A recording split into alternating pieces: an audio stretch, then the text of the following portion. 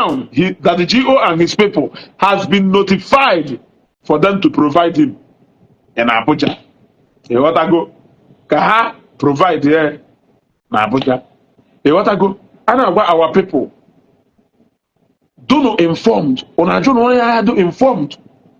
You want to go? Unwelu ogwe ya dan. Ema hono ogwa. Iti onwelu na trouble. Ọhaneze ndị Igbo ekene eme ọnụ mgbasị nkịta ata bike bi nọ nene masị m udo dịrị nwoke udo dịrị nwaanyị. Biko achọkwa m ịma na onwe vidiyo nweta bụ mgbe mpụ na-asị unu na aka ya akpalụ Ndi Igbo ọzọ. So biko ya kita video confirmation coming from our brother Ezeaku Global TV. Oya nwesikwa ka ọ confirm kwa this video again. Maka iji wee kwuo ya mgbe mbụ that the GO is going against ihe agreement or sign law. The GO na-aga against it. Mana achọrọ nke ọ bụ na mụ ka o si n'ọnụ apụta maka na ịbịa nnọkịta ya nnọkịta bụ ịgbasa ozi Chineke nnazim ka o rue mba ụwa niile. Maka ihe na-akwado ịkpọtụ again na ọfịs na company that the GO kịta. Ọnwa as it stands now. So ihe ji abụ obele ụdọ. Small trade is holding in on the balance. Ọnwa banye n'ime ọzọ.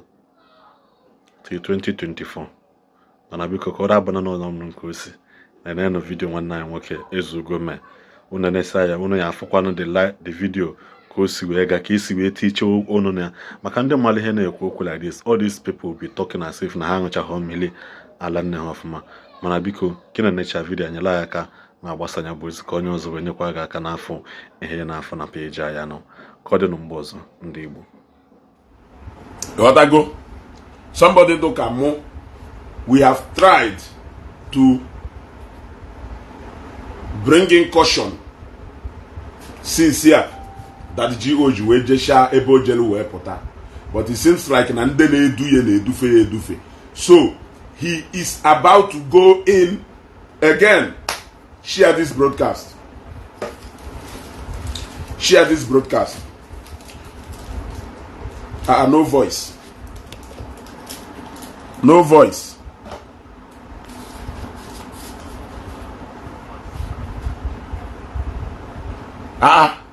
No voice. Another person. Ndozo na na anu.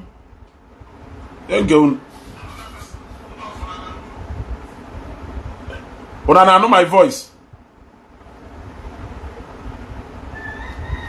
Somebody they me again. Come on, Osaka Shkuvin, wonya know my voice.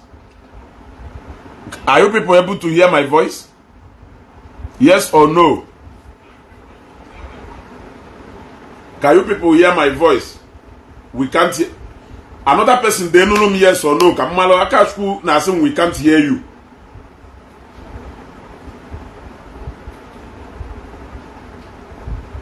Another person they know me yes or no. Priska, you can hear me? Yes, meaning I can hear your voice. Akashku Vin, mana phone room will problem, of course. Mana phone room will problem. Biko metro maka na share button. Ka Ezeaku makwakwo kwa mmiri ama before zowe. Ka mmụọ kwa mmiri a before zowe, because ozowe kwa mma anọkwa na page a. Mma anọkwa na page a na-ekwukwa ife na-ekwu. Ịghọtana asịrị na onye agbụsị anwụtalụ na-eme ofu okpoloko ijiji ọ na-agba. But it's unfortunately that some of our people can never allow your ego. Drop your ego. No onwe ife eji eme. Your freedom and with your family is what matters. Go about preaching your Omenala in an orderly manner. Potakwa umu bloggers here or na Facebook ka ha ji eri nni. Hakwa again. You are about to go in again. Jenu mark your date here and make this broadcast today. If something is not done between today and tomorrow, that the GO will go in again in Abuja. Jenu date. If something is not done today and tomorrow, that the GO will go in again. Kai we maruzie mgbe ahụ ọ baziri in ka anyị ya nọ wee mazi na ife niile ha na akụkọgharị sinsi o ji wee bata. Ọ pụtara na ilu onwe ya o ndị mmadụ kwawe but due to that pride o nwegoro n'ime metụrụ m aka na shia button aka ndị mmadụ fụkwọ na ezu gotiri mkpu ya eti ife na-enye ụnụ kosi authentic information. Adama ebu fake since this okwu ji wee bido ebuboholu m unu fake na page a ebuboholu m unu page na fake na page a. Stella, you are welcome. I'm doing fine. Share this broadcast. Ijele Abuja, ruo Abuja, ndị niile na-enyegharị mkpọtụ a na-akwa na-edu. They don't even know. They don't have any information. They don't have a slightest information of documents Ijiaka will sign by yourself. You signed a document, you signed a paper in front of your lawyers, in front of Michael Zekume. You knew the paper you signed. You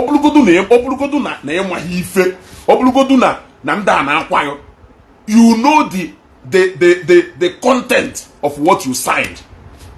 Since you know the content of what you signed, since you know that if you go against what you signed, you know the consequences that is facing you. Why you will allow all these hungry bloggers not around? Nanda Sholo, yeah, Prince O.S. Dalo, and then that Sholo Kahakwalo, why you need it? So also Kahawe trend. Because now I feel na they set to zero down. Maybe see if I know it is business over and game over for them.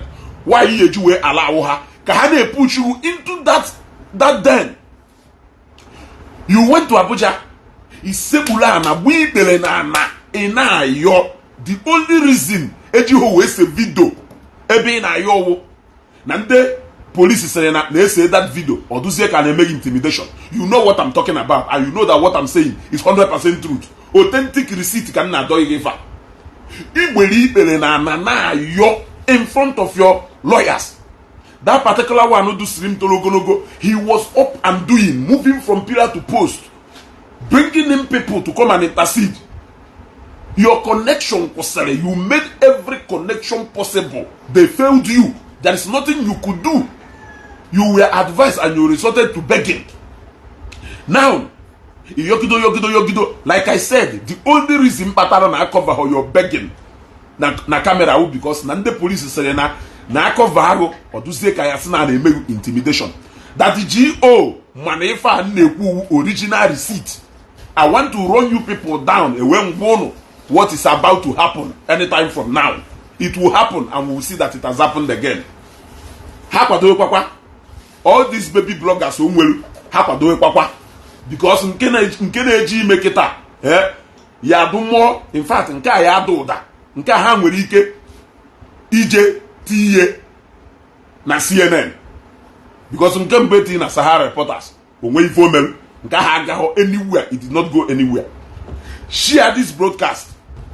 Now at the end of the day a sit here down a meeting I could pedal down before Mpobatonu to what is happening right now. When you go to police headquarters, a battalion office CP, Mbonu na-ekwu na Ebukobi, a Bubuta petition, you saw clearly that Ebukobi wasn't involved na anything surround your arrest. You saw the name of the person that wrote the petition. You saw the name of the lawyer that forwarded the petition. Ebukobi was never in and around this case. From beginning, the only place Ebukobi get involved in this case, Ebon on a plead to have mercy on you. Say hapo na nyanwa adro involved na ifa no onyo siri. Nyaje no yogo. You know very well. Two places can confirm will go see everything. Even you and your lawyers. Uno confirm money who no bona. Na ke Ebukobi adro ni ife melugo. Ije chasi chapota. the worst thing iji shi igbu onwe oketa na ọwụrụ na igbo ife ọwụ na igbo ife you retrace where your step from this minute in the this broadcast. If this video cut and join, unu na-eme kita unu wee indict Ebuka Obi n'ọnya bịa mega arrest. If this video cut and join, unu na-eme kita go na ndị otu na-eme kita ịghọtago ka unu wee indict ya Ebuka Obi n'ọnya bịa mega arrest. Nwoke nọ ekwekwala onwe unu na-eme video cut and join. Egwu wee kwa unu wee involve the almighty Osekome na this cut and join video unu. It is game over for you people. Wash ya no the space. Unless na that GO emelu something between today and tomorrow. If not, he is about to go in for the bigger one. Senu na ezugo burifa as amuma today. Senu na ezugo burifa as amuma today. His lawyers has been notified. His lawyer has been duly notified about what I am telling you people now. Imana, o nwere ife na-eme ndị mmadụ. Pride goes before fall. Onye amaghị onye ke n'ụwa onye nwụrụ anwụ ekwugo nye ugboro one. Imana ndị akayo, you know the level of people you are dealing with. You know they are bigger than you. In where go case. You were about to start selling your properties. Yes. You were about to start selling your properties because in where go case are contrary to what the mmadụ we may expect. Igbo ibere na nayoba ahapugo echo kije da wili ndị mana na ha do capable of iro out ego n'isi. Echo kije patali ndị mana ha do capable of ibupụta ego dobe ego adoba n'isi. And the number one, Emma inwero a case. Emma that on your own that you are guilty as charged. Emma that you are guilty as charged. Why you will allow these people? This cut and join videos unu na-eme. You gotta go. This cut and join video unu buputa na ikpeazụ a ka unu wee gbaa game unu gbara. That cut and join video na-achọ ideweru somewhere you can never imagine now. Watch the space. Thank God na Odeme Soruna na Facebook eba. I have tried to plead for peace. Okweho. I have also shouted on anuro. I have tried to throw caution on anuro. You gotta go. Ana akwado case akwado. O we wuruzie case nke ma na ijiri n'aka go. Wolo ogbere mainu nugu doshie. You knew what you went through inside that place. These people, these bloggers in amachagale ni nyekwana ha content. These bloggers gulu owu ni feel no ka ejide info owu ni feel ni kam we do informed ni fa na eme. Je find out what I'm telling you right now. Go and find out what I'm telling you right now. Only feel ni can wage the update ni feni na eme. Jeze find out this one. Ebe aka ya no we malo na ife na doka you no na page awu receipt original kan na doka you no. I am not saying all these things from the place of hate. That the GO jeshari jo jelupota no ilu nwe na Abuja. Na emelo nwe ifo na emelo nwe ono from nowhere kwaba ye. Unu ni na meshiri onu. People didn't know how on Abuja. All of you closed your mouth with super glue. Ụfọdụ n'ime unu pụta. Men unu na solicit for peace. Unu na plead for peace ebe niile. Ojesha pụta. Ọdụnụ ka ya sị na n'ọwụrụ na game over. Ọ bụlọla into you eziokwu bụ ndụ waja. Wash out the space. One thing ọwụ na tadi GO na lawyers ihe emehụ one thing. Jụọ ya n'ife a na-agwa n'eziokwu. Jụọ ya ife a na-agwa waja. Jụọ ya na onwelu notification notify lawyers here as I am talking to you now. Iwe ma na ife na agwa na eziokwu ka asị ka nna atụrụ. Jụọ ya na ọwụ na gụna ya na akpa na phone. Jụọ ya ife na agwa. Jụọ ya na lawyers here send the good information as I am talking to you right now. Happen to that young guy.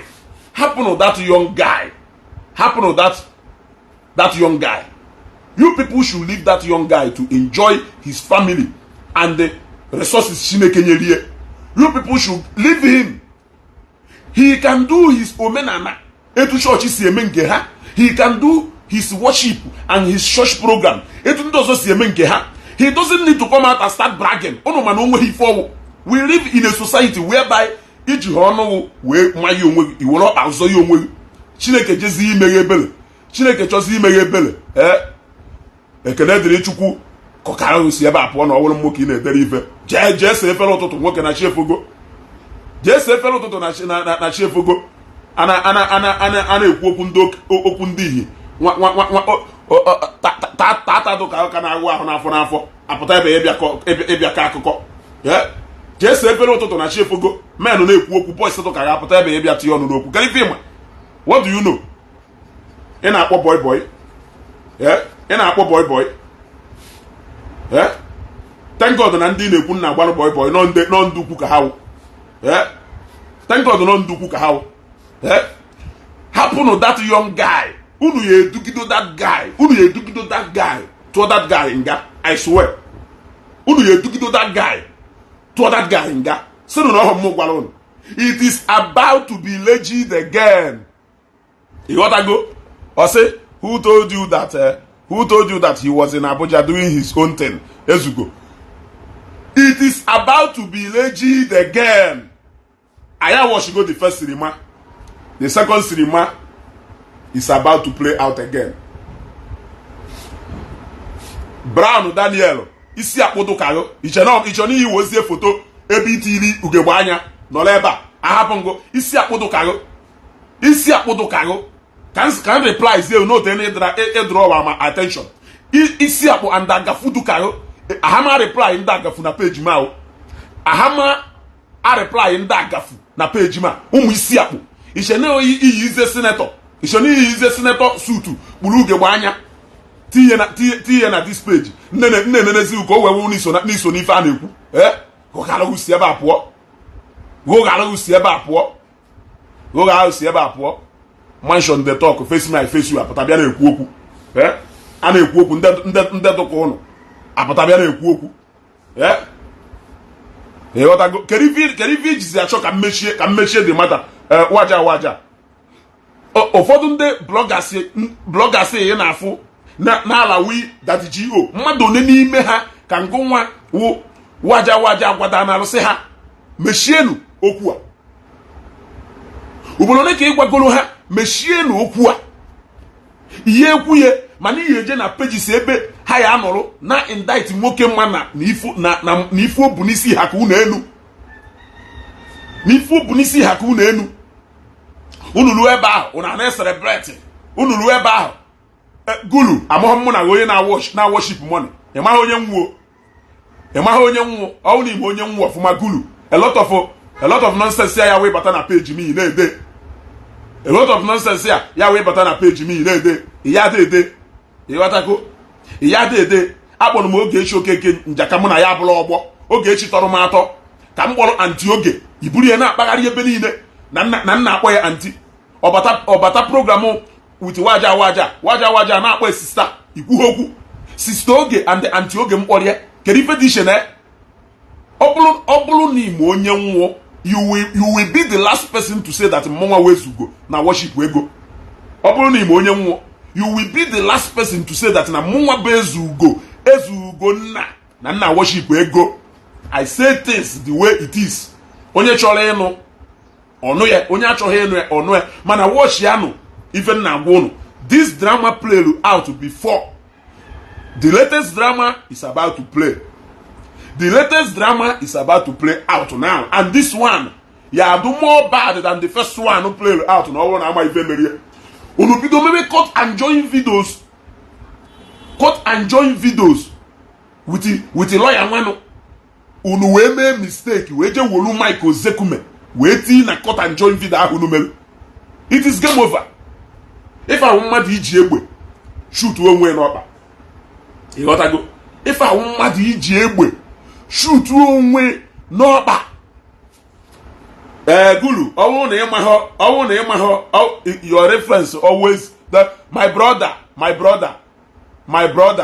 Ọ bụrụ na ịmahọ na mmadụ karịrị ibe eguru onye amaghị onye ke onye nwụrụ anwụ, onye amaghị onye ke onye nwụrụ anwụ. Ọ mmadụ amaghị onye ka ya ka unu ji ejikọ ndị mmadụ ha je were ụdọ je na-amaghị onwe ha n'onu. Ịghọtago? Mmadụ amaghị onwe ya ka unu ji wee na especially ngụnwa uguru, especially ngụnwa uguru. The moment ị nụ na Daddy G.O na ayo biko ọ na-agbakasị ya ahụ. Why na ọ ya ayo biko? Why na ọ ya ayo biko? For God's sake, number one, he is dealing with people na case ọ ma na ọdụ guilty, number one. Number two, ọ ma na ndị nya na-eme ife, ọ ma na ndị nya na-eme ife na onwe ebe ọ na-arụ nya na ha. And unu na-echara out etu this case si wee play out from arrest ya to mgbe ọ pụtara. Unu ka na-lie to yourselves. Unu ka na-lie to yourselves. Oge ọ pụtara na-ekwu okwu, unu suppose ịma na ife ahụ ọ na-ekwu. No, yes, I have to give too much attention on this matter. Why not? Unu emechigo ọnụ maka waja ọkwa ịba peji ijele ụbọchị a.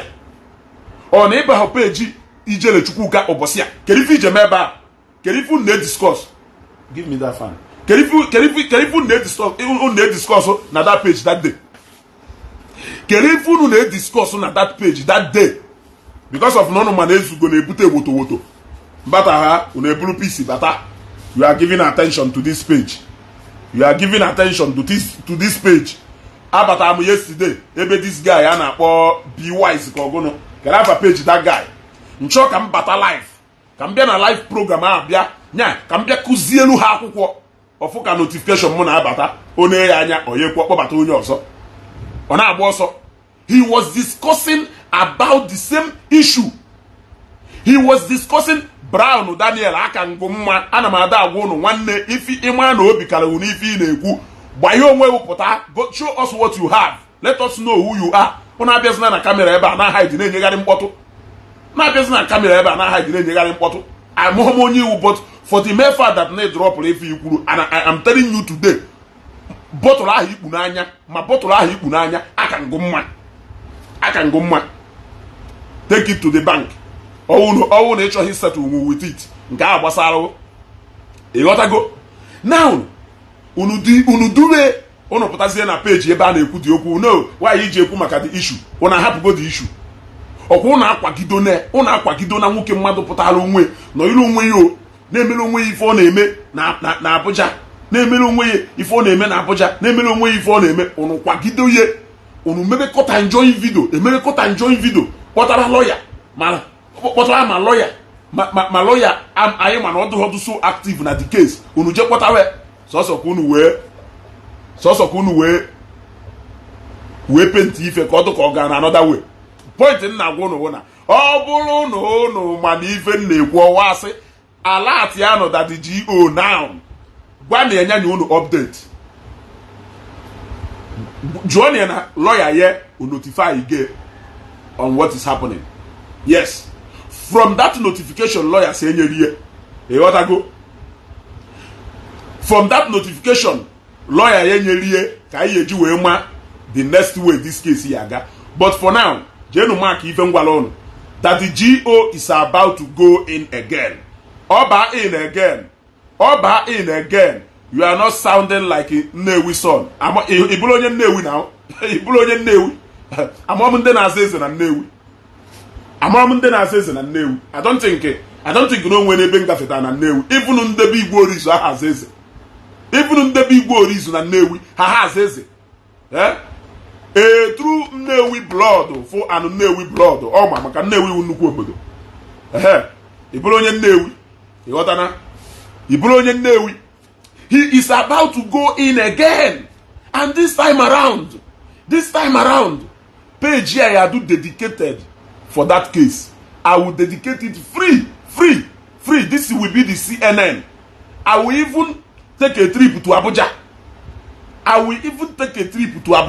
To go and cover things as it is and show you people. This time around, I will even take a video, a trip to Abuja. You want to go? Just cover the video and show you people the way it is. Happen maka Isiagu ajuru eba. You want to go? Ezigbote onye Nnewi ka ịbụ daalụ Chioma Romanus o daalụ hinne. Go to court if you know you want case. Unu mana unu achọghị case. Unu mana unu achọghị case. Mana unu ya ada akwa. Unu ya ada akwa. Unu ya ada akwa nwoke gbere ikpere na ana yogido biko.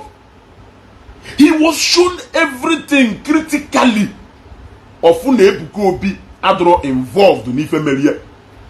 He was shown everything he needed to know to see that na Ebuka Obi adro involved n'ife merie.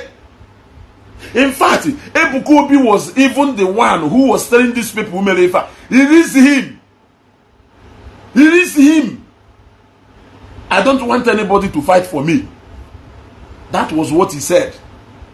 But na nke ikpeazụ a akụ nwanne nebere onye ọ na ndu na kpuo kema na agwago m unu na nkụta na-agba ụja adata alụ. Watch Yano the position of Akuzayon since this matter ji wee bido. Apart from Obosia Obruma TV jemeye interview unaya n'onu Akuzayon since ife a ji wee mecha. Mana since eji wee kpoghepụkwa nkụta na cage, since eji wee kpoghepụkwa nkụta na page, nkụta pụtakwa ọzọ gbọwakwa ụja onye amaghị ebe mmiri si mawe aya ama ebe mmiri kwụsịrị ịma. Ekele dịrị Chukwu nwanne ifedo na phone a 40 GB 40 gig ifedo na phone a meje wee mecha live one na-eme mejuru 40 GB wee mecha live one na-eme na data do na phone a yeme phone a na phone a ya anọgido na live wee ruo na mgbede. Ịchọ nọrọ na live with me, ịchọ bata live nọrọ with me ka ego utie gbogbo ya n'ụzọ ebe 10 minutes send ya notification pụọ na nkọ ịghọtago. So ọ ka arụgo mmanụ nọ na comment section ebe ahụ na comment na comment ahụ eri data ọka nkọ ịghọtago. Comment ahụ eri data ọka nkọ.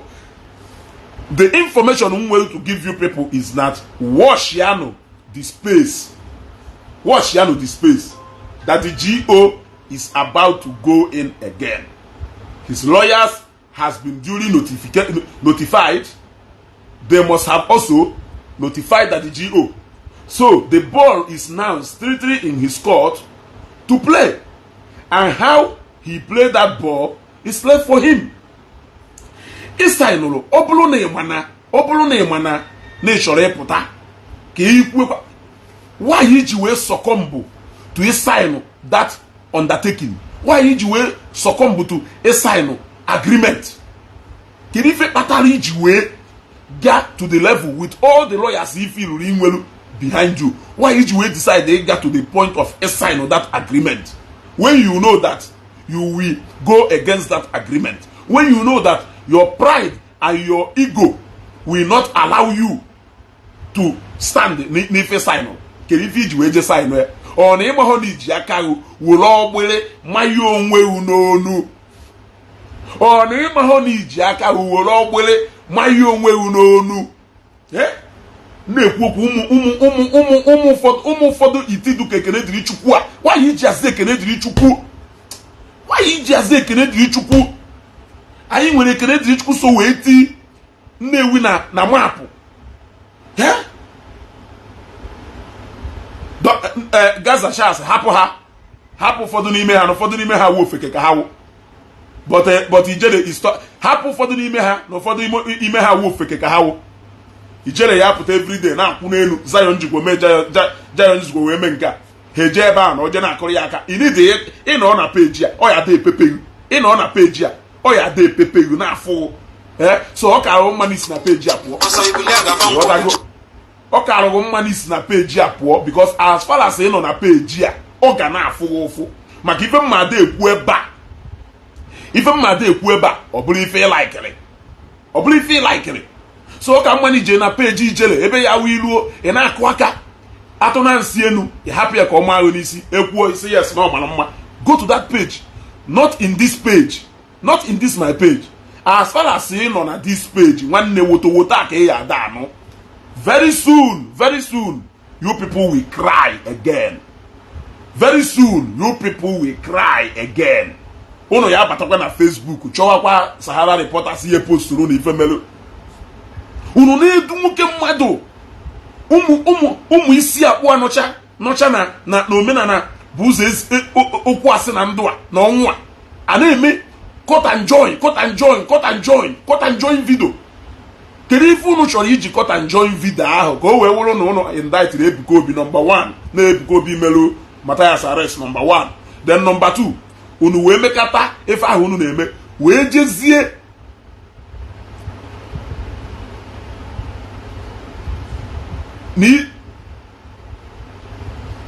you see wee je wubata ozekume na di okwu unu amakwa ife unu na-eme.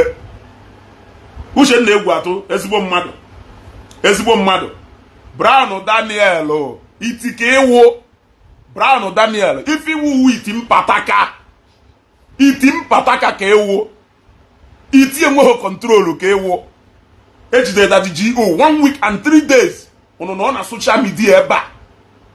My 2 bishops are live, J Park Chief of Staff and Ezugo Global TV. Who should I watch? This is everyone nation now watch. Ejide that GO for a week and 3 days. Itim pataka duku unu niile.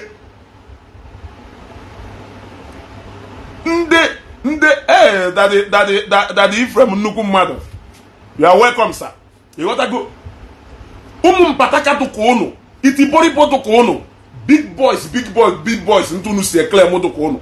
You people could not do anything on the result of to social media rant. You gotta go. Unu na-agbagharị na rantịgharị na social media. Erizie ye after all yogido biko yota na biko sign kata akwụkwọ biki aka echi igbachi ebe ọ na sign akwụkwọ o sign chaga akwụkwọ unu mapụtakwa again kwa iwakwa he is about to go in again. Onwekwu ife unu ya eme unu ya bịakwa na page a nna akwakwa unu ya na page a unu anọkwa na page a na-agụsi iyi sonya wife unu ya de eme so si iyi ka unu ya dago onwe ife ọzọ unu pasịrị onwe ife ọzọ unu pasịrị ife njisi na onwe ife ọzọ unu pasịrị ụna ọwụ na onwere ife unu pasịrị ụna aka egosi ya that time eji for imagine I arrest for the first 2 days I happen na the 3rd day Ebonata Anambra State bịa mee campaign bịa mee Peter Obi style ịnachigata Abuja nwụrụkwalụ tikwalu n'ime again. That second one anwụje uti ihu n'ime ịnọọye that second one anwụje uti ihu n'ime ịpịaye almost 1 week. You were almost at the verge of selling property inwelu just to come out of it. Echo Messi ịpụtakwa gewekwa ụmụ itiboriba juru ebe a ịnọrọkwa gewe ha ntị. This time around ihe ebe anya m anya mo na ife a ị na-ege ndị mkpụrụ mmiri afụ bụ nnirie onwe onye n'ime ha gbaniri moto bịa Abuja bịa fụghị anya afụ onwe onye n'ime ha gbaniri moto bịa Abuja bịa fụghị anya afụ ha ala wikwakwa na ya again. My happiness na out of man niile na watch m ebe a ha eruho 7 ebe a ndị ọzọ gbara ọsọ ha eruho 7 ebe a about ebe mkpụrụ mmadụ 3 n'ime ha o ise ebe a nọ ebe a na comment ife ọna unu epeka ịfụrụ unu nwa na ebe a na comment ife a unu darị m nwa wezugo ata m unu kashingom unu darị m nwa wezugo abụọ m unu kwa ụkwa o wee wuruzie ndị jide that GO anyị menwuru ife ịghọtago. Brown Daniel kokalu si ebe a pụọ. I don't like Mathias but leave let us kokalu gburu bottle ahụ ikpuru anya si ebe a pụọ. Onye ka iji patronize na ife dị ma wee bata ebe a. Ebuka Obi stop intimidating people. Ana agwa na that GO je kpụrụ anụ ebe na ndụ kpochie ye be no na atọmantọ izuzuru nọrọ ebe a na-ekwugheri ịnọrọ ebe a na-ekwugheri. You couldn't even condemn his actions. You couldn't afubo since Ijiwe. Yes, just 2 people with multiple Facebook accounts. Thank you, Dalo. Just 2 people with multiple Facebook accounts. Kelechi TV with more than 4 Facebook accounts. Oh, ona hancha niile comment ya na page him. ọ na-edife ebe a na-edife ebe a na-edife ebe a na-edife ebe a ichekwa na mmadụ nọ na-ekwu okwu ya mana ofu onye ka na-ekwu okwu agwago ha sị ha onweghị onye na-asọpọtụ ụka ihe eji fake account nwaanyị eji wee ji fake account sọsọ ndị na-eyuzu fake account nwee multiple account were ihe na-aja ịdajiji ihe oyike o wolu Emeka Okezie ode ride on they thought they are going to keep you in Abuja. Owolu Mathias Ukwu ode we are solidly behind you, go after them, pastors will be arrested. Owolu Ezekiel Ezobata ode by the time we take them to Abuja they will know what they have done to themselves. Owolu Jeremiah Nnaji ode we want to see fake miracle again, then you will see what will happen. Owolu Chukwuebuka Ikwu Kananne ode another one ọkwa otu onye na-akwụgharị sinsi na-ede ife niile ọ na-ede. A lot of people who follow me back had they comment, I know them, that is the same account Mfugolu everywhere, that is the same account ha na-use, that is the same account ha na-use, yeah, that is the same account ha na-use ka iji wee mara ha, yeah. Una na-akwagharị a family man, he did ụmụ ya na nwunye ye ka owere obi n'elu for a week and 3 days. Ife for ya ka ọ bịa lebe gbongolo ọ na-akọpụ lekọrọ ife n'ima wee je gbapụta onwe na Abuja e wee nwee mercy for him. Unu wee kwabakwe you people will bear me witness that time ife a na-eme all of them disappeared, a lot of them disappeared. In fact Habido plead the way for peace na every platform ha bagona. Habido plead the way for peace. Then ụfọdụ n'ime ha wunde their frontline bloggers nọrọ na line. Even Waja started doing other programs ka ọ na-emezi, other topic ka ọ na-treat zi. The moment they release it ha nọrọ standby. Ọdụ ha ka ya sị na ọdụ ha ka ekele dịrị Chukwu go sit down. Mkpọ Mathias Ezeaku go and sit down oyiti bọlịbọ ka ewu if I ji wee ka ụnụ mmanụ na anyị ka ụnụ mara ife. I know where to call his name, I know where not to call his name. That is wisdom. That wisdom we find na-ekwu na ụnụ na-ala akị n'ime mana ọ na-achọkwana na ịghọta that wisdom of knowing where to call his name and knowing where not to call his name. That is the wisdom anyị nwere which you people don't have. Ịghọtago mana a na-akụziri unu ya itibọrịpọdụ unu n'ime anyị ekwe unu ya gwe gbaa afa Ebuka Obi mee na ife unu ya eme onwe ife ha ya eme nke o jere eje ego na ewubara na nke o jere eje ijere Abuja eje nke o jere eje ịma details of ntụsi wee si ebe ha pụta nke o jere eje o nwere ife ịma maka ije nke o jere eje onweho ịpụta ebe a ị nọ na-akọ nyanyampụ ka ụnụ na-akọ nyanyampụ kuje prison akọ ya aba very soon. Ọkwa ifu kuje prison a na-ekuje prison na-eye very soon. Ọkwa ifu kọta njọ video ha na-eme ọkwa ifu kọta njọ video ha bidoro ime kịta sọsọ nọmba 1 ka ha wee indict ya Ebuka Obi. Nọmba 2 ka ha wee gosi na ife transpire time ọ nọ na Abuja, which is what we saw very clear. Ịghọtago very clear ka ha wee mee ka ọ dụka ya sị na ya amaghọzi ife anyị na-ekwu. Ha wee megide ife wee jee wolu ma vidio Michael Zekume wee tinye na kọta njọ vidio ahụ ha na-eshi agharị. It is game over.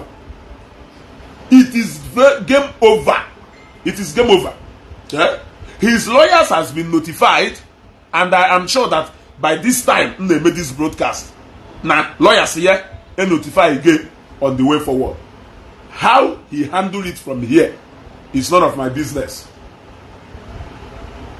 You want to go? This is some monkey and I'm wasting a camera. I'm off. You want to go? How you handle onye na-ekwu maka ndị pastor okwuru na oye jekwa ife awu inicha gragra ụmụ itibolibo ndị otu emapụtakwa. They came out and they started celebrating. Yes, any pastor ejidere kịta wom Abuja.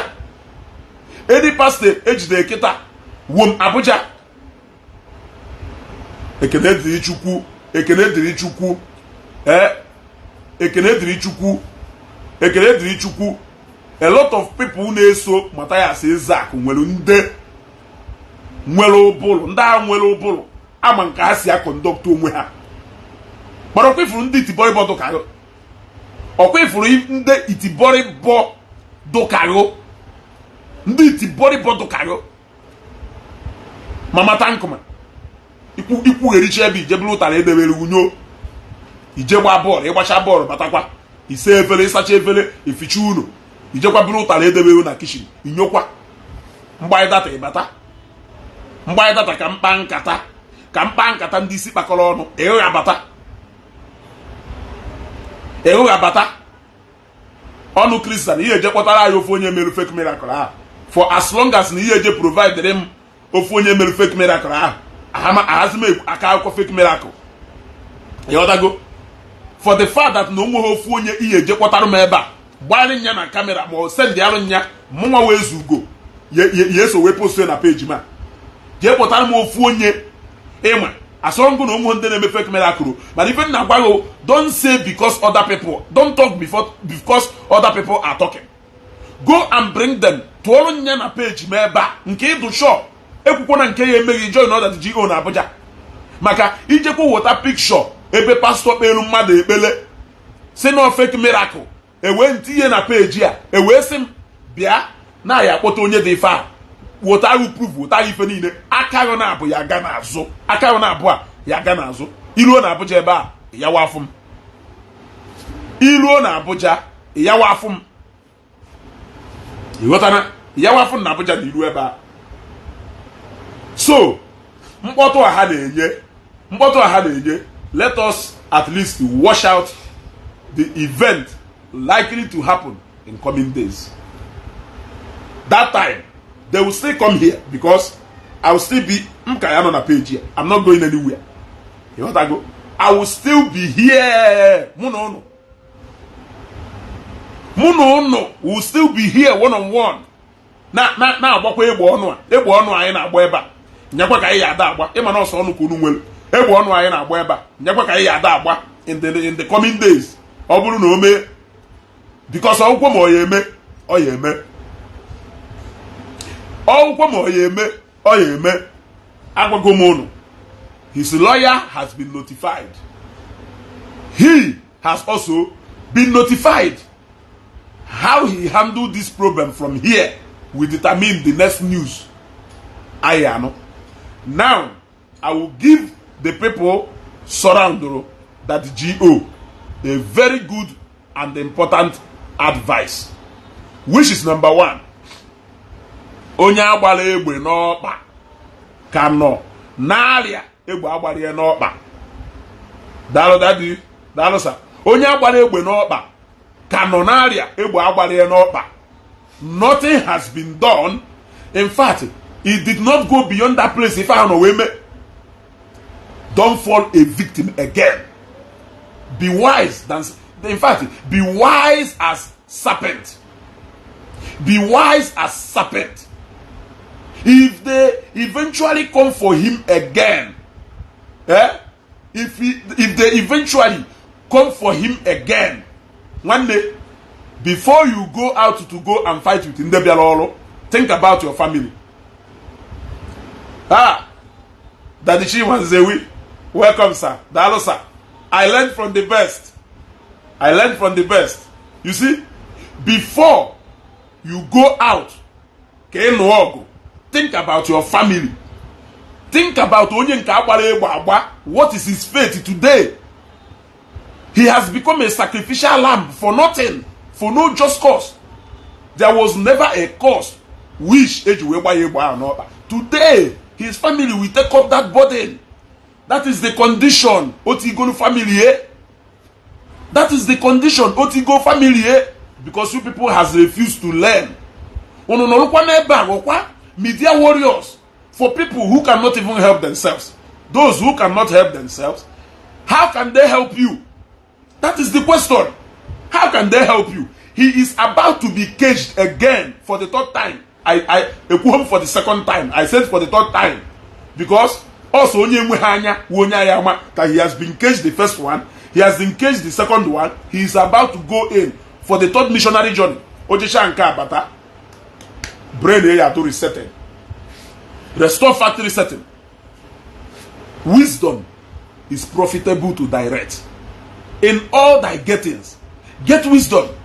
Wisdom will teach you how to tactically manage between your ego, your pride, and reality. What is the reality? The reality is that you cannot take this bull by the horn. Horn this bull do far bigger than what you can do. That is wisdom. Another wisdom is how to tactically go move your way around that bull. Please. Another wisdom is these people you are really pleasing. What did they do? They did not do anything. Oh, no, that the GO never. That the GO can you details of what happened while you were away? Let me give you a full details of what happened while you were away, because you are about to go away again for the third time. Wash ya no the space. Ona asiko na meku ho.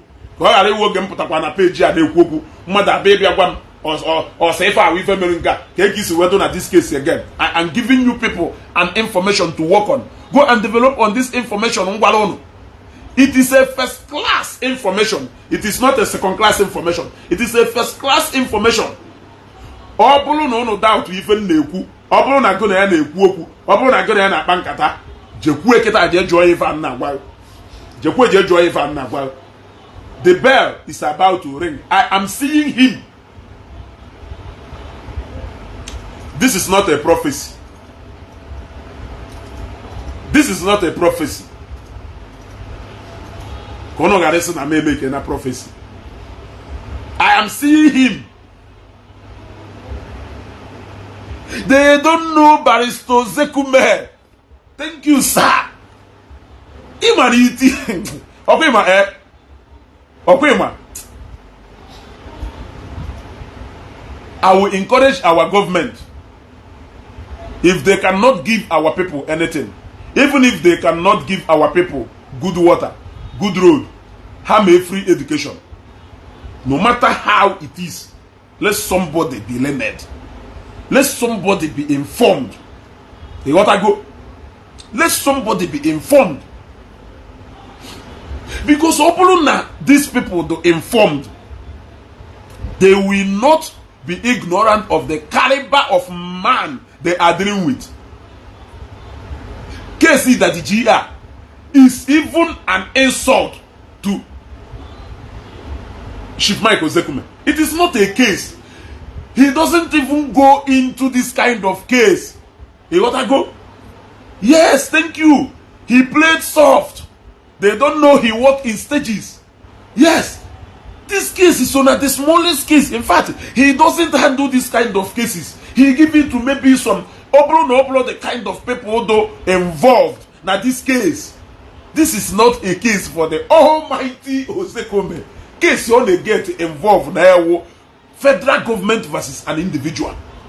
Cameroon versus Nigeria. Critical cases.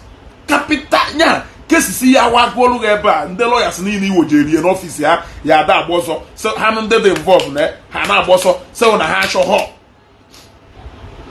Oh, Chief Michael Ezeaku wanna people like Dino Hanando to her Agabunga today. Somebody like that. Somebody like that. Kunu ne lawyer say Mathias. Manka pata na camera obosia oyi na atwe ona shake. Nyakunu ne di ha. Nyakunu ne di ha. Ride on. We are behind you. Ride on. We are behind you. Afunu ni ne sorry. Afunu ni ne wo sorry. Afunu ni ne wo sorry. Afunu ni ne wo sorry. I have passed a lot of message na this broadcast made this morning. Onye nwelunte nyanulo.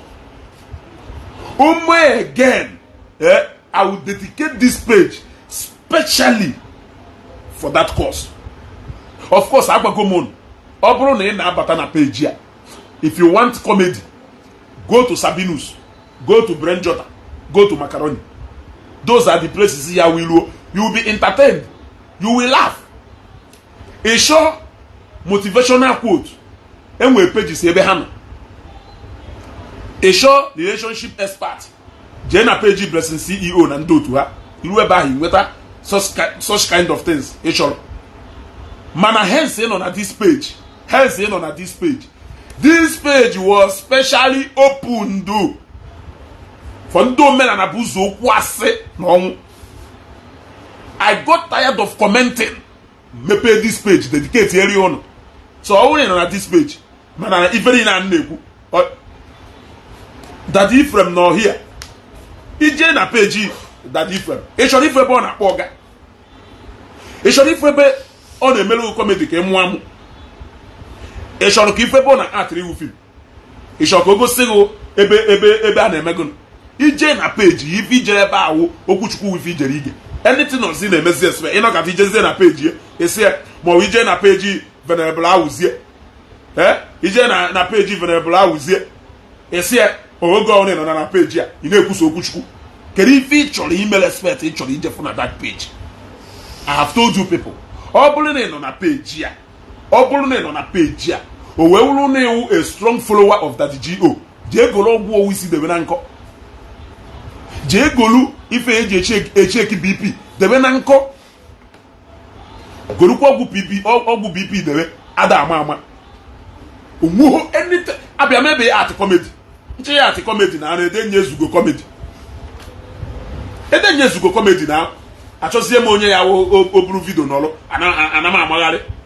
Daro Antishi Francisca. Ana m amagharị. Ịghọtago?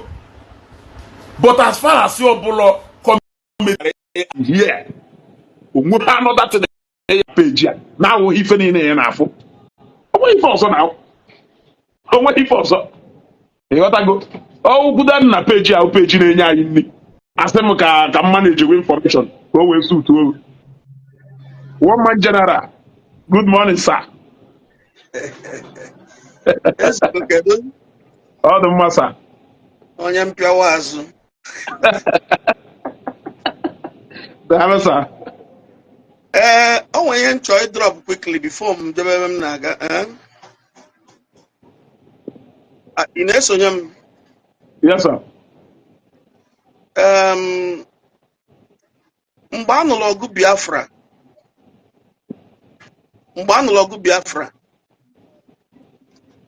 enwe ndị amị si Chad, ma ndị amị si Niger Republic, ma ndị amị si ebe dị iche iche wee bịa join na ndị amị Fulani wee nwee ike capture an Igbo. In the process, ọtụtụ ụmụ nwanyị anyị ka erepụrụ. So many of our women were raped. Then ndị ahụ erepụcha mgbe ahụ ụfọdụ n'ime ha ka atụbachara ime. And ndị atụbara ime mụchakwara nwa ahụ. Nwa ha mụrụ wite anya mkpụrụ mmiri na anya Igbo.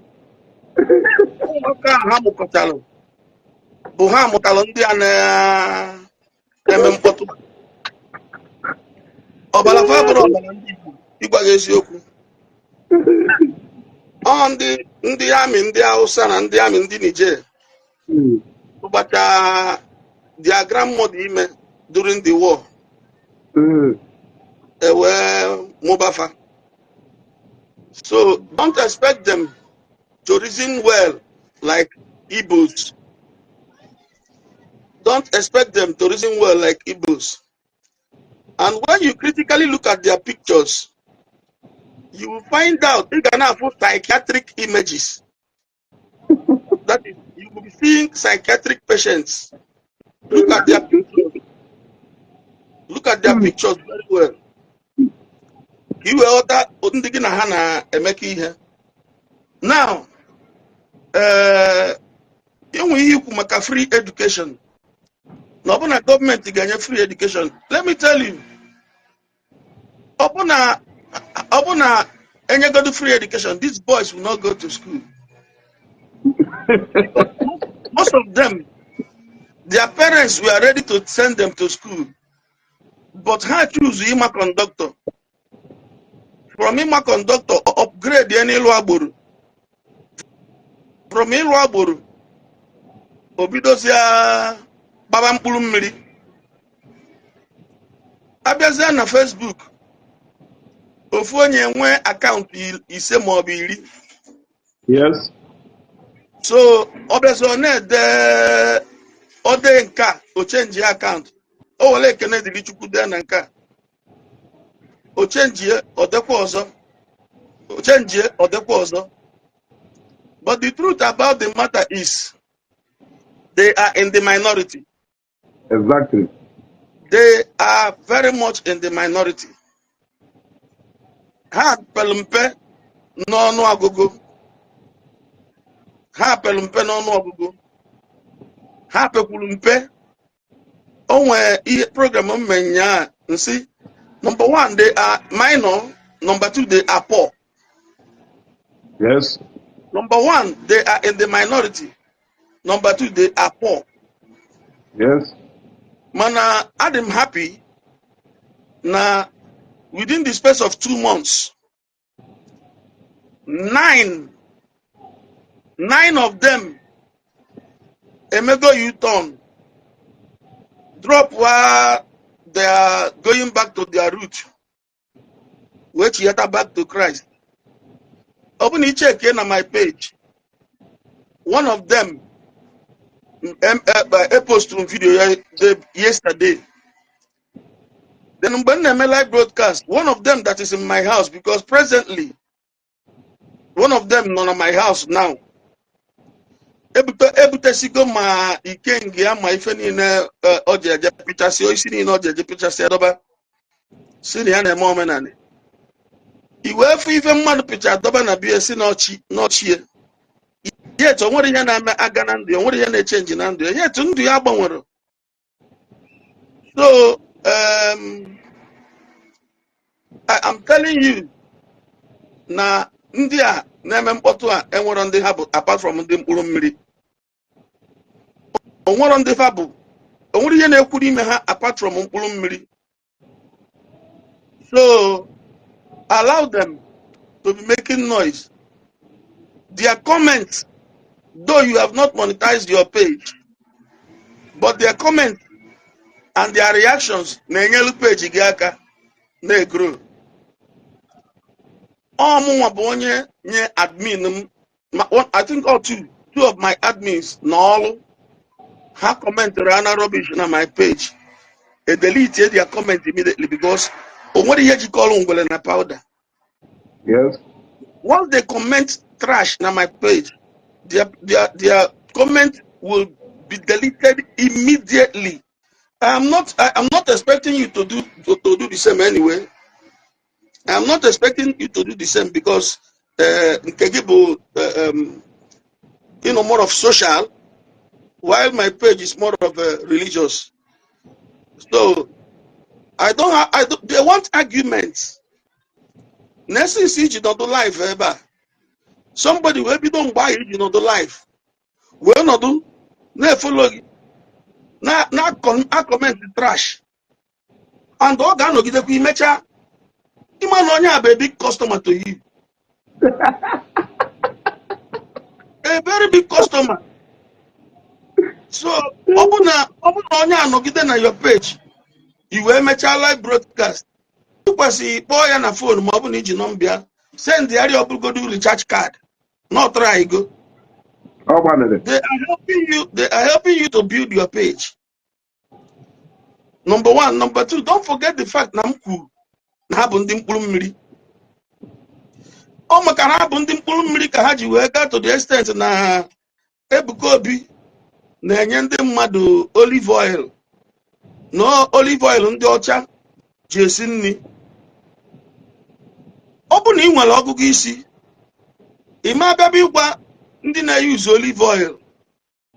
No olive oil ị na-use. No olive oil fa na-use na ndị ọcha ji esi nri. Because na gị nwa ji osisi wee picha ikenga gị. Ikenga ahụ iji osisi picha, anyị jikwa ya esi nri. Exactly. Nko. Uncle Ijesini. anyị ejikwa wee kpọchaa efi na egwu ọkankọ na Krismas ya. Agwasịa m gị, ọ bụ na ndị ọcha ji olive oil esi nri, nkụ iji picha ikenga ejikwa ya esi nri na be anyị ebe a. So if you live in a glass house, you don't need to throw stones. Yes. So allow them, they are just there. Christianity, as I said yesterday in my broadcast, Christianity because Christianity had the bagoli. About the first set of people fighting Christianity. Ndị bụ fighting Christianity anapucha na nwusisia, yet Christianity kadikwando. Kedu ọzọ mena nsugbe na ndị otu ya? Fighting Christianity then. Now, ọzọ mena nsugbe eventually accepted Christ and was baptized. Or nabata Christ before ọnwụọ.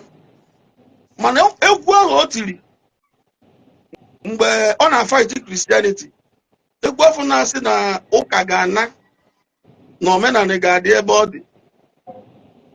Egwu ahụ delitiri ya, dị egwu ka dịkwa. But the funny thing bụ na ụka anabeghị mana enwe ana. Ụka anabeghị mana onye tiri egwu na ụka ga-ana ana. Most of them kita na-eme mkpọtụ a, they don't have something doing. Onwere ya nwe ha na-alụ. They are just touts. Their comments will always show you that they are touts. I'm telling you. The kind of words Fana use in the comments will prove to you that na ha bụ tout. Ndị mkpụrụ mmiri, sure, ndị mkpụrụ mmiri. So, ọ bụ na ọ sebe ife ọ na-esesechasị ya, ọ pụta ọ na-achọ ka attention, just like nke a na-aza ekene dị Chukwu ebe a. Ihe ọ na-achọ bụ attention. But anya ị ga-afụ that this person na-aza ekene dị Chukwu a is a frustrated human being, and his frustration is frustrating him more. So, if you never quasi attention, I think he share his frustration with him. So allow them to be showing the people they are. Allow them to be showing how foolish they are. Allow them to be showcasing rubbish they are. They don't have money. They are poor. They are poor. All opium for their major problem. And the worst part of it is that they are cowards. Them cowards. Open a federal government and amenities in it. Why did you choose to transfer your aggression to Christians instead of going to federal government? Even a coward. Even something make them. Even something make them. You cannot be able to be direct. You cannot confront me because you are a coward. Ichobonyo ga-eje na-aga eze na alụrụ main road, na alụrụ factory, alụrụ industry, alụrụ office, alụrụ nke ọzọ, enwere ọkụ. If you are man enough, confront the federal government to do the right thing. But because you are a coward, you cannot face the person.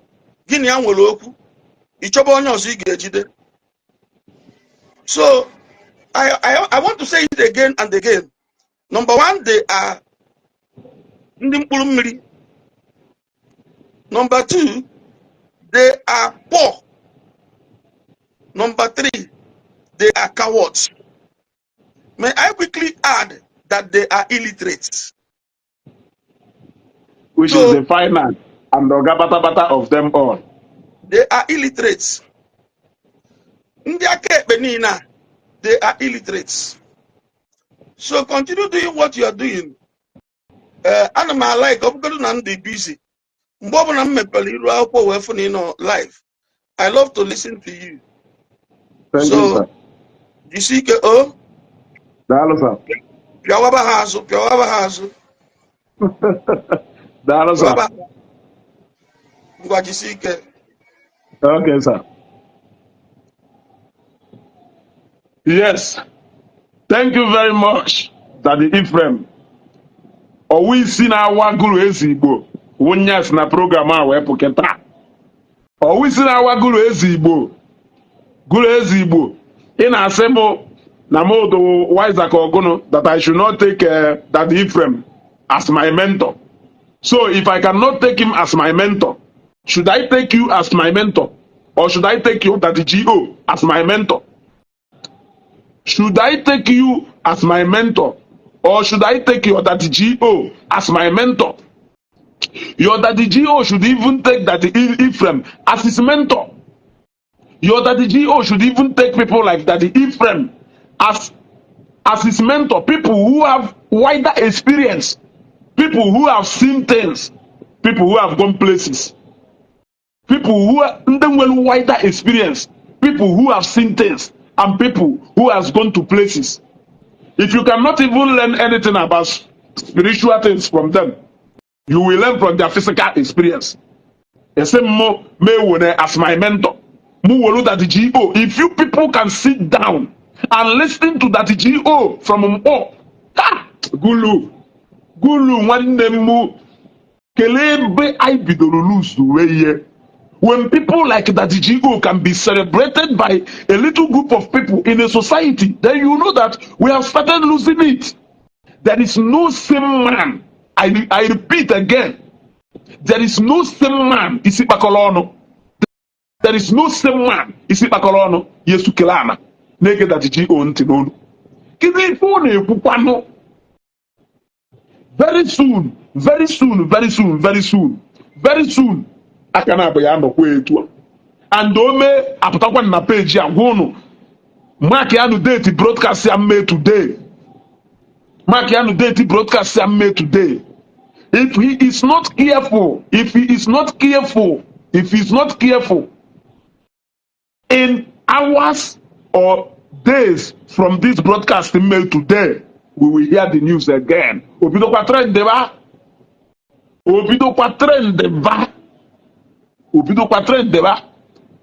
Are you men in our society? We have men in our society.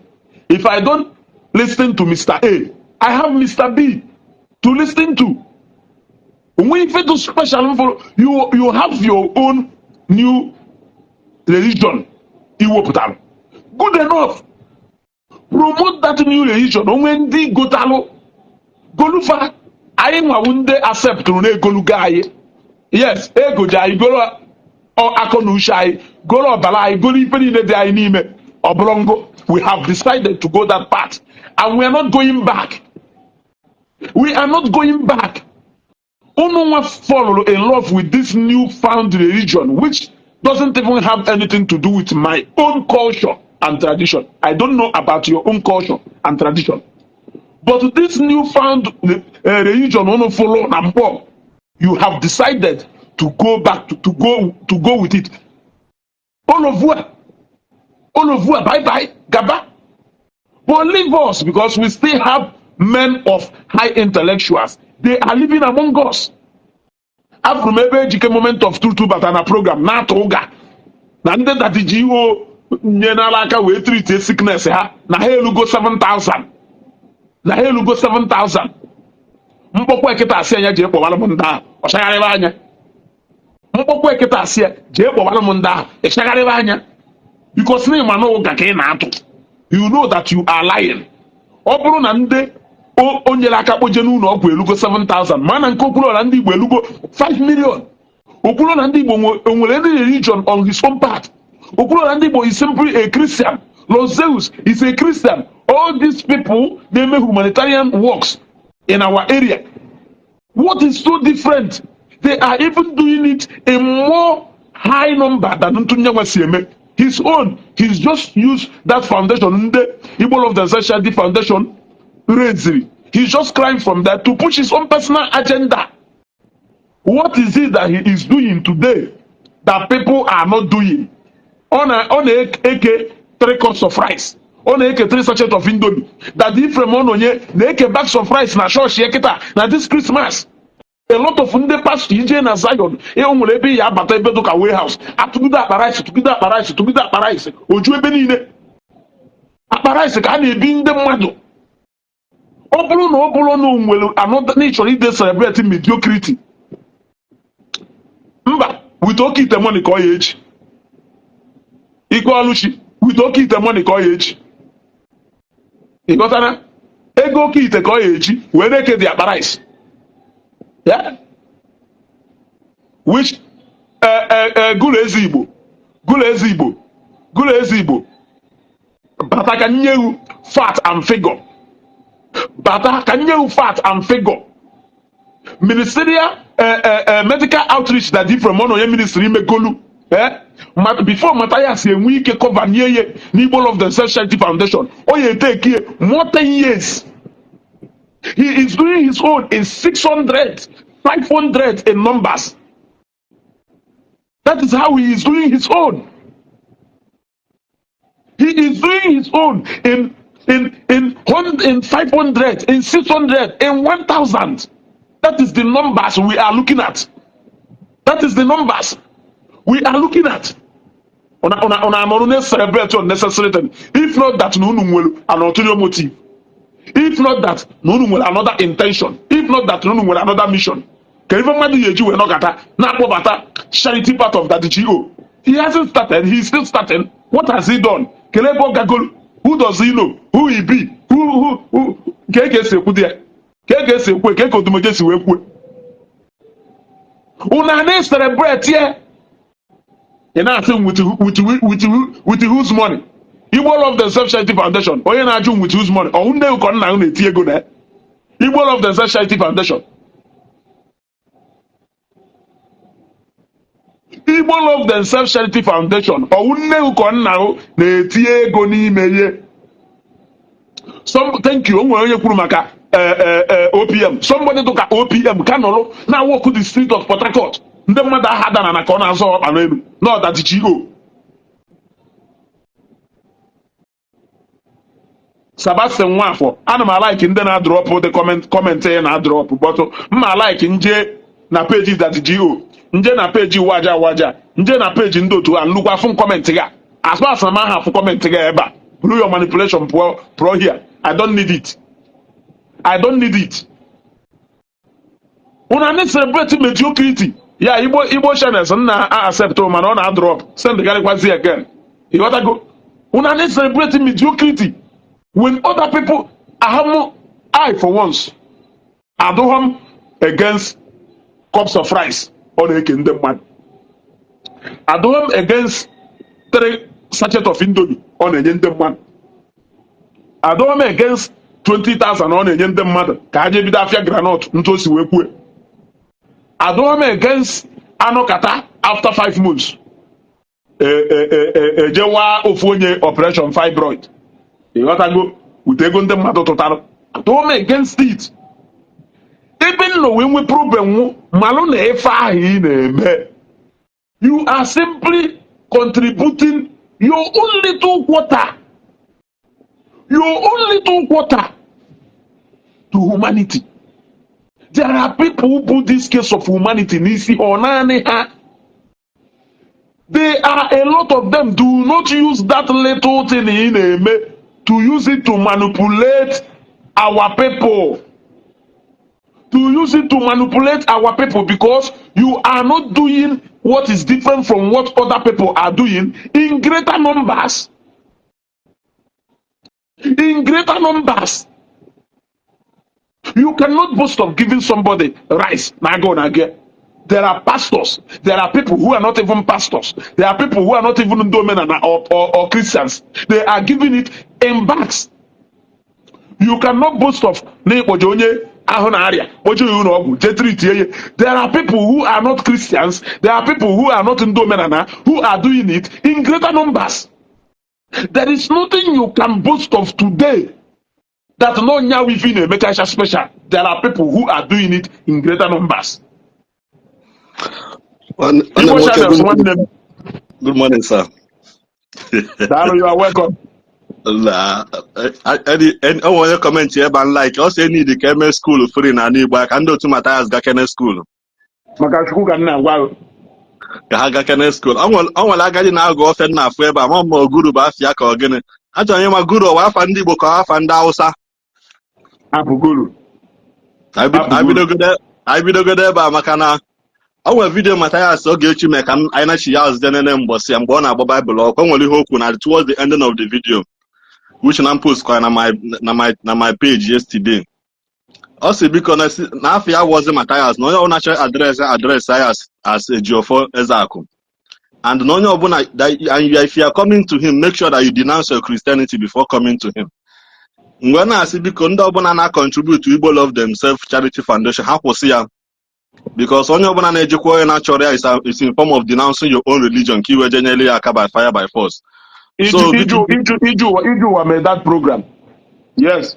After Iju want to do something like that. If you don't want to denounce your religion, kwụsị support ya ka amalebo esi nweta ego ji eje ihe ọ na-ejesi na evangelism. And ịma only one story in the Bible people are not paying attention to. The only thing that takes people back to Egypt is hunger. Hunger takes people back to Egypt. Maka mgbe ụmụ nwanne Joseph lechara at the end of the day, agụ chụnatakwa ha back to that the same Egypt ha na-eme avoid from beginning. Igbo channel say eweniwe Mr.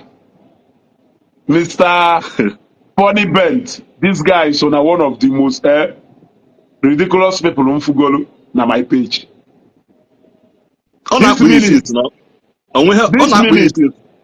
This minute you are talking about the battle hate you do too much among us.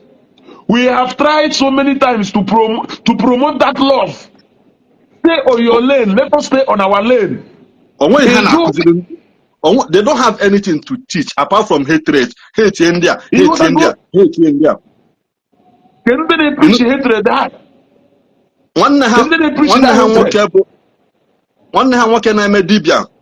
Ome program si na ọgụ religion nwa daa na Igbo na ndị na-eme omenala ya Igbo Christians karịa. What prompted him to say that kind of thing na live video ya? Because how they go use igbu ọkụkọ, igbu ewu, igbu ebune, igbu nkaso, na igbu mmadụ ya don't have very easy.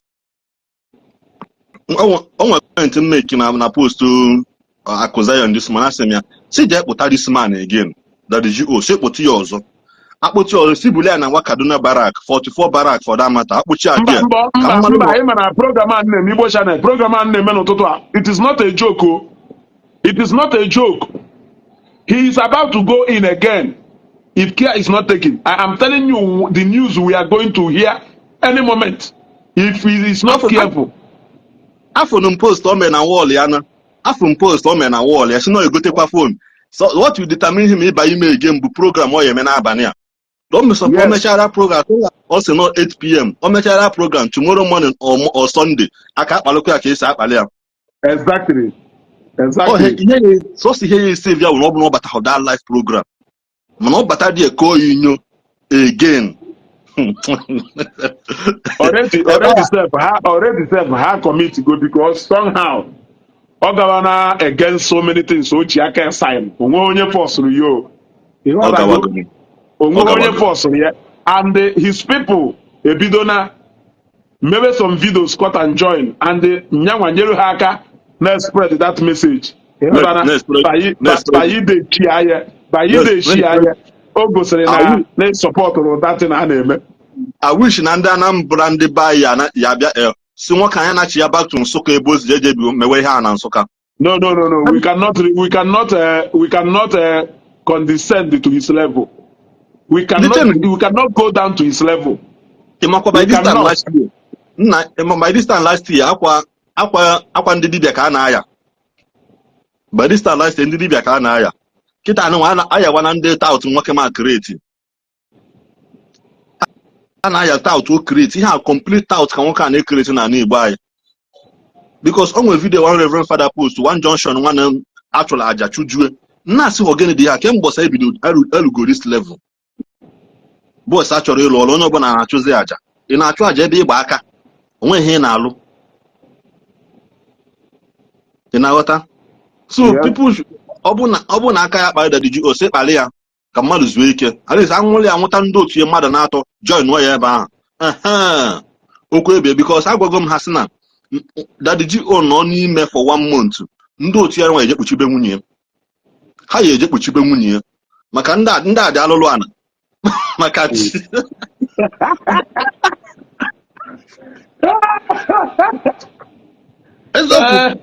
ndị a dị alụlụ ana ihe afụ ndị niile ọnwa ndị ya pụtasị na ojicha ha ụgwọ gba oji ọkụ ụgwọ ka ha wee nala ego ma ndị ya na host program every Sunday ha na-eme na-atụkọ ego ofu onye a na-eli ya adịnụdị ha ekpuchibe nwunye this man maka alụlụ ana ju ihe isi karị mana udo dịcha ka anyị na-enene ya ka o mechaa program ọ ya eme ọ ihe o kwutere n'ọnụ kịta ya emu ya mana onye sịrị Anambra State people left Mathias to be spoiling their state for them. No. The whole 5 states do na southeast. Everybody do welcome to live in any state. Anywhere you like. Man, if you na-emebi be mmadụ. Ọ bụrụ na ndị Yoruba ala awụrụ anyị ka anyị biri be ha na-ego property be ha na-edevelop be ha ịghọtago Igbo nwere a lot of stake na Lagos ebe a. Ọ bụrụ na ndị Yoruba nwere ike ala awụrụ ya ndị Hausa ala awụ anyị ka anyị na-agba ana na Abuja ma n'ugwu Hausa be ha kedu ife ọ gwụkwara na onye Enugu steeti abịa Anambra steeti bịa nọ na Anambra steeti na-establish it is a good thing. The only thing ebe m kwụ na ewu na onye ahụ ma ikwu ife ọjọọ ife anyị ekwetaghọ n'ife okwuru. We will go after that his idea, not him personally, because people na-eche na personally na somebody do ka m nwere any personal issue with that GO. I don't have any personal issue with him. I don't even know. Yes. At the course of this program, ka mmadụ sef na onye Enugu ka ọwụ. Ịghọtago? Echekwa m na onye Anambra ka ọwụ. You see, that ideology may spread the hate among our brothers. Nashi turn brother against his brother. That is what I am against. But now this program again, just to enlighten his people. They understand the Anna. Agwu akwakwana na akarịka again. Mmiri akwakwana na opi ụgbọgụrụ again. They will still come to Facebook to come and cry. And we will still be here on Facebook to laugh at them. Akwa ha dey eme ha achọghị ha ide emotion blackmail mmadụ emotionally akwa ndụ unu bụ Christian, why you acting like this? Akwa unu so n'unu anyị niile bụkwa na ndị Igbo nene mana one thing about Christianity is that we always at the end of the day we always forgive and forget. Yes, we always forgive and forget. That was what saved him in the first one. Mana ha je kpụrụ dibịa ndị otu guru na ama m guru na-eme dibịa kpụrụ onye dibịa ibe gị lee ya allegation na ọ bụ nka unu niile mepere ọnụ kwue ya pim Ahize Chukwu for akwa ọkụkọ bịa pụta stand up for that guy that time. Boy no na-atọ ntọ na ọ chọrọ igbu ya wana onye the man na-agwa the self bụ Reverend Father Joy Nwebe ka ya na ya nwe issue that the GO were on your TD. The man was said that the same 25 demon also not send the Reverend Father. Call you send the Qualagoa. Ngo your money was the enu. Ujo baga, you just lose the jet police. If we get at the end of the day, the Dibia now be a bambosem breaking now where Apollo ya, they made video sinner. Thank God a woman is in a mana or web when it's in a bana. No one look on had disregard, yeah, man, I right. Amana ka na ndị agadi na-agwọ ofe waja bịa na-akụgheri na program the other day just na-enene ya agadi nwoke dịka you can most onwe ha ajụjụ nchọrọ eji achọbụ isi dadị ị na-ekwu okwu ofe na-ekwu okwu nka na-ekwu okwu ikunite as old as na-ele cosmetics ndị gwara eziokwu Igbo channels na these people na-eme all these things ha na-eme aka na afọ waja as. In fact, I will say that na ndị niile na-eme ife na-promote ife omenala and everything. Waja, the wisest man from among them. At the right time, I will say the reason. But he is the wisest man who follow among them due to the way and the manner o si eti onwe na ụfọdụ ife na-eti guard, na-eti caution. I will make a special program for that one. Onye azụ nwoke ife ọ gana ka ọ nọ ụmụ ha ego ọ na-akwụ na tax there. Cosmetics ọ bụ ahịa ụmụazị. Ndị gbogbo kụziri cosmetics ọ gbahọbọ ya. O jenụbọ ya nọ. So ọmụ ihe ọ na-eme ọ naghị azụli ụmụazị ma ọ setie. Ọnwa ya so it's better na ọ were nwaanyị n'ụlọ nwa isi enye ya branch bishop ebe ahụ osikwa dị ya na-adọbilukwa na-adịkwa na nke o ji eji. That's why aghụghọ ji wee ju ya. The man all the cunning, all the aghụghọ and all the wise at the same time. Yes. All the na-efole na ndị osi ekwu ụfọdụ ife na ndị osi agbacha n'ahụ na ụfọdụ ife ọhala ka ije kiri onwe ya ga n'aka bịa ị ga-aghọta ife na agwa ndị ọzọ niile talụ na-eme mana nye nwadụ kọshọs kwụrụ onwe ka o si wee kwụrụ onwe ka o si dana aliz achụbụ ya ka ọ mara ebe o si agba aliz ịmansị echi na o nyere unu nsogbu ịmansịkwa m na ọkọjọrọ unu maka ada ama nwe ike repent ya echi na-ajebe ụka mfia na Zion tomorrow you accepted Christ. I will not be surprised. Yes. Ifu ya ba ho gwa ifu waja na Zion ministry. Ogba n'okwu no a Christian call. Thomas Odogwu. Oh ya Thomas Odogwu. Mana nke ọzọ bịa na-apụta hụ ha a na-echi ya afa na-eme ha edom na nkịta ọ nata ka ọ bịa fee aka n'elu ka ndị trafik ọ fe ha aka n'elu were nna nwayọ nakpuelu ọbịa zuru ike o nwere ihe orodo towards if I na-ekwu today wụ na that the GO na-achị begin in that the GO na-achị begin in because na ọ gabana contrary to a lot of things ọ sign n'akwụkwọ ịghọtana and with the kind of doctored cut and join videos ha na-join a lot of people just to implicate Ebuka Obi. They have even went as far as adding Mike Ozekume to their drama. They have gone ahead of adding Mike Ozekume to their drama and the cut and join video ha na-eme which is mmadụ iji aka gbuo onwe ya egbe n'ọkpa. So the good news, whether good news or bad news nchọrọ pass to them today is that he is about to go in again and this time around. In a warning ahead of time. Warning ahead of because time. Ndị otu ya adịgo notified already. His team has been notified as we speak right now. His team has been notified. In fact, let me even go in details. His team has been notified to make him available in Abuja. At any time, no. So how he goes to Abuja now is up to him. Whether he wants to go peacefully or he will want another enforcement to make it happen. It's left for him. Ebe o mepere ọnụ kpọlịa Lord Zeus pụta for him. Lord Zeus ọkpalicha kwuche ihe niile kpalịa the man see that he will officially address Lord Zeus. Ka ị na-address this young man for pride kụba aka n'elu aka ya alụ elu atakwa m skibo si ya kemgbe ikwube maka Ebuka Obi ịtama n'ahụ atakwa m pride ju ya isi. Now my brother, that in a season ya address is Skibo. That guy in na Skibo no that day. One of your legacy. Lord Zeus. No, that guy in na Lord Zeus no that day. One of his legacy. Oh, young one now.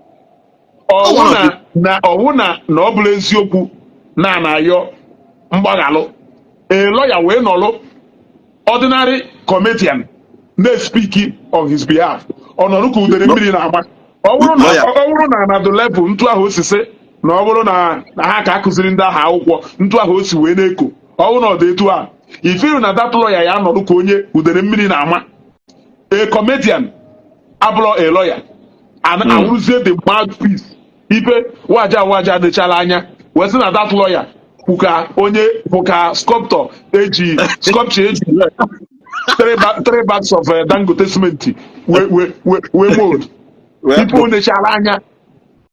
Because they were expecting to hear the name of one big lawyer like that. No one represented that GO. He exhausted. The GO exhausted his contacts. He exhausted even lawyer Anyanzua have nothing to do that place. No, that lawyer is just a sympathizer who said something. What I go because of this or because of that. Have you Bugari what video have you man? Have no make it if no ordinary arrest. But how when we have no on the moment that man who did that in na handle here, have you share away of other even how will you maybe DP, will you maybe their DP of the post away picture everywhere. Shawari melonkia, Hafilon and Kashawari and Wesi. Shawari can we pending case na federal court. Koya Betty Kwame no deha. Nigeria Bonitelia case onwe.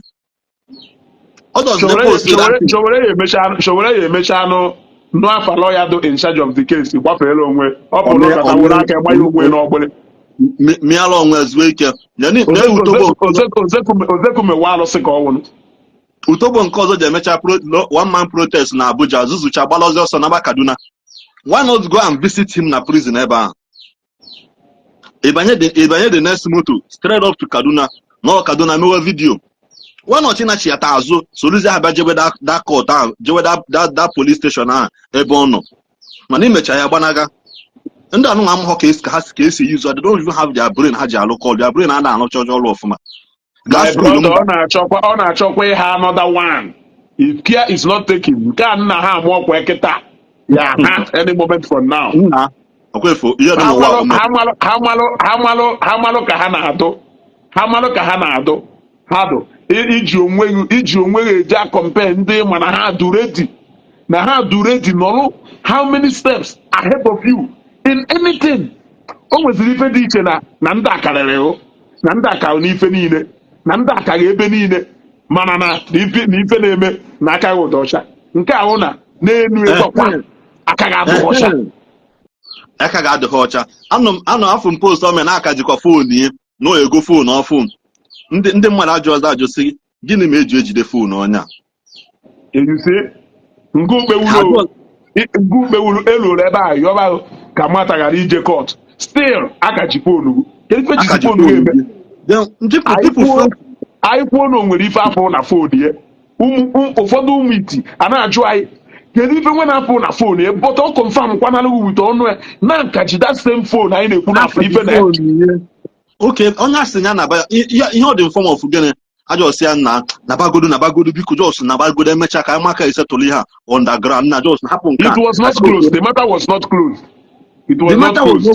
but na-eme ya ihe ndị Igbo na ihe ndị Igbo nna nabagodonu because ndị na-etizi ọrụ na datin si biko si hapụ onye akaliziana asị oke na nabagodo ọ bụ na he was discharged and acquitted phone ya ka anyị na-achị back to him yes I achị ya his property si anaba onye ka nji wee sị na eneshalụ this group of people na support nwoke apart from ndị na support ya for reason best known to them because I will still say it people do ka waja ha for reason best known to them ha na-achọ ebe ha ya anọ na-enweta free money ego na-flow na datin ihe just mmadụ sponsor something agenda ịma na ego na-flow na datin if they are doing it so that if they eventually succeed ka enwe people ya nọ in position in high places ha eji na-enwetatụ nwajaghị ha filo nọ na aka ọ dị inwetachabeghị ndị nọ anọ gadacha your lordship nọ anọ imepewe branch aghala onye ọbụla na-eti mkpu na-ewutogbo nke amepele otu na Port Harcourt branch agwa m ha na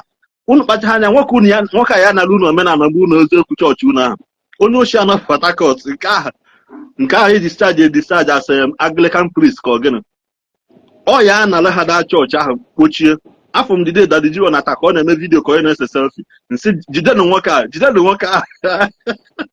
ọgwọ nke Port Harcourt branch ya yes ọ ya nwa nke ahụ the first kasara ya bọs n'ebe a ha na-eme ipugodo anya the guy agbago na the guy nọ na another level ọnwa chọọ ego ọfụrụ ego ọ ya akụsa everywhere ọ ya akụsasị Yeah, man.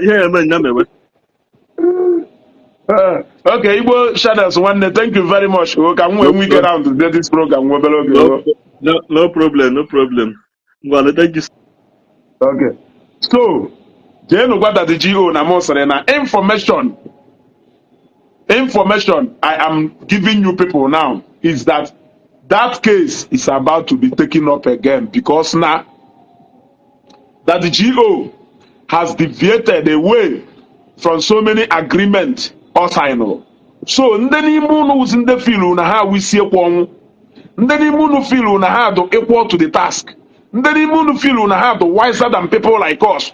You people should be ready. Get yourselves ready to come out this time around. I don't want to see people running from Facebook page to Facebook page. I don't want to see people glorifying people who are not even worthy to speak among Igbos. I will want to see your own individual effort.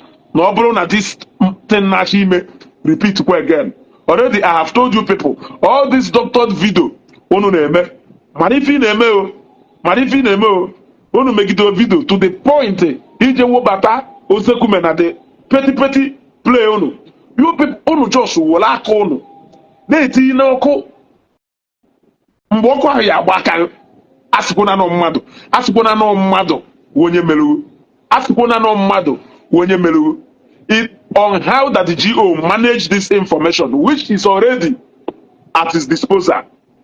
It is already at his disposal on how he managed this information from here and how you people manage this information is left for you.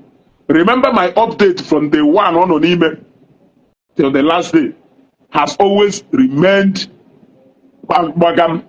Ọ na-abragịrị unu na ọ ya akpụ mmadụ ji Abuja. Ọ na-abragịrị unu na ọ bụrụ na ọhụ ntu esi wee mee na the matter ka agafa. Jụọ na ya kelee ebe ofu foonu ya do. Ofu foonu ya ka do na Abuja. Kedu ife eji wee kachite foonu ahụ na ọnwụ nọ ngụwa onye ayọrọ mgbaghalụ. Ọ bụrụ na ife anyị kwuru maka foonu a wasị, kedu ife polisi ji wee kachite that phone? Ọ bụrụ na ifilu na ịmụ ife, jụọ onwe gị ajụjụ a. Ịjụcha onwe gị ajụjụ a, saa ya onwe gị n'ime onwe because ọ bụrụ ife niile ka mma gwa gị. It's not everything that I must tell you. It's not everything that I must tell you. If Zeus ọ na-ekwu na ọya kọtọkọ can fly to Abuja, assemble his lawyers, ha ruo na chamber Mike Ozekume na-akwụgharị n'ilo na-eche ka ọ gabata. Ha na-eme vidio ahụ ịnụ ka ha kwuru na echifu ka ọ na-aga ha chara ile nukọrụ jee n'ọfisi ya ebe adresị ha adresị ya that GO oge a na-adresị ya ọ na-ekwe n'isi ka onye headmaster na-agba okwu lọya ya wolu vidio na-ese selfie na-ese everybody ị na-enechi ife niile ahụ ọ pụtagwa ụnụ n'ọwa obiri dike aka n'ala ị na-edike examine your head. Ọ bụrụ na period ahụ eji n'ọnyanwụ onye a na-ayọ nya drop the case I happy the next minute anaghị ozi ka Akụzayọn ghara ịba n'ime nke ahụ na Akụzayọn nọ na họteelụ na-eriri ofe ọgbọnọ na-eriri ofe onugbu na-eriri ofe ọha ọ ga nọrụ n'ime na-ekpe ekwele ojecha pụta gwụrụ na gụnubel ịtarị a ya apịa na nke ikpeazụ a ọ ya ama na mmọnwụ karịrị ibe ya iche na Mike Ozekume na Mike Ozekume ometihu iche na ometi these lawyers assemble afago sorry na-eghu na Kuje prison na-eghu on your way straight to Kuje prison. I will not tell you any other thing apart from what I have said. Ịghọtago ọ bụrụ na o mee ọzọ we are still here to talk about it. Those who will cry are still here to cry. Those who are crying are still here. At the end of the day, we are speaking from a neutral point of view. There is level to everything.